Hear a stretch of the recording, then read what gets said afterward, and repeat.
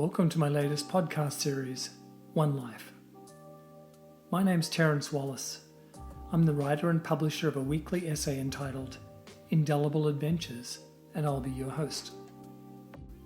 This podcast series sets out to prompt and challenge your thinking about life and what it means to really live your life.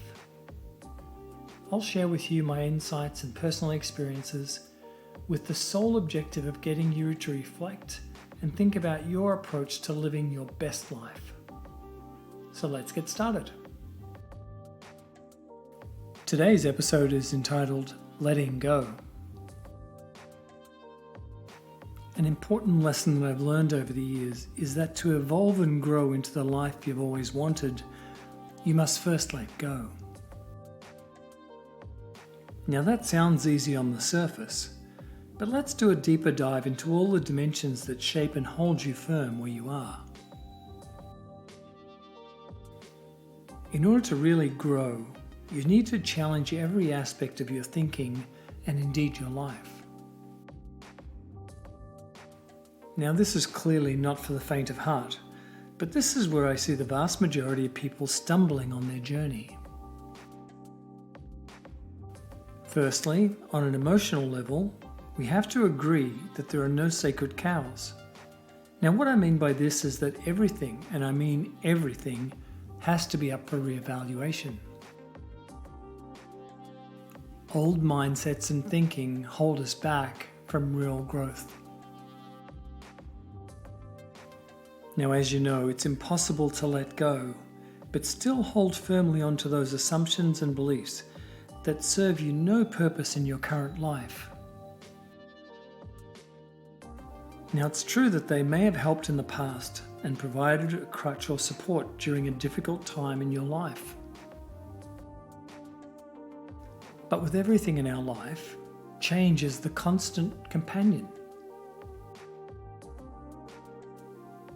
And given that each day is different and the circumstances around us are constantly evolving, then we must also challenge these assumptions and beliefs that have served you in the past. Creating a new mental model begins with re-evaluating self. It begins with looking inwardly and defining yourself. One of the biggest challenges for me personally was letting go of past hurts and wrongs. After all, these have dictated the narrative to my past life, not my current or future life. It's easy to find an emotional crutch. Let's just take a look.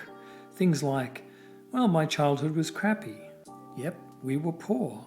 My parents were alcoholic. I had a learning disability. I was sexually abused. And the list goes on and on. But so what?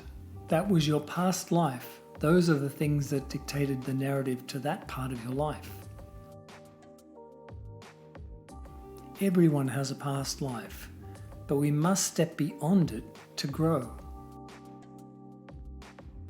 Remember, none of these things define who you are today. You may have used these as a crutch or a prop to be wheeled out to explain yourself in the past, but what good are they serving you today? All of these things are blockers to your personal growth. Yes, we all have a backstory, and yes, we've all had our challenges and issues over the course of our life. Can you name one person that hasn't? Now, consciously letting go of being the victim can be really tough. If you've lived your whole life using this to define who you are, then it's not going to be as easy and straightforward. Here's a little exercise for you. I want you to make a mental list of all the things that you use to explain why you are who you are. Now take the first thing that comes to mind. Don't edit your thoughts, just write them down. These can be anything, but each has been a part of your story that shaped who you are today. Now good, bad, or indifferent, don't place any value judgments on any of them. Things like, well, I'm no good at sports because my parents wouldn't let me play sports as a kid. Or, I work out every day, therefore I'm healthy. We grew up poor, so that's why I'm frugal. Each of these items has been something that you use to define who you are and help explain why you're the way you are, mostly to yourself. Now, I'm sure you have a quite healthy list by this point. So let's explore, what other assumptions do you have about who you are and what you can do? Some people define themselves by their jobs. This equally doesn't serve any real purpose today except limiting you to this narrow definition of yourself. Now, if I used my job to define who I am and tomorrow I lost my job, what would that do to you? Are you still the same person? Or does everything go out the window? We can all put our life on hold by using the myriad of excuses that we have in our narrative. Or we can choose to abandon these assumptions and judgments and seek out our best self. One of my favorite books is by Paul Coelho, The Alchemist. I would strongly encourage you to get a copy of The Alchemist and read it.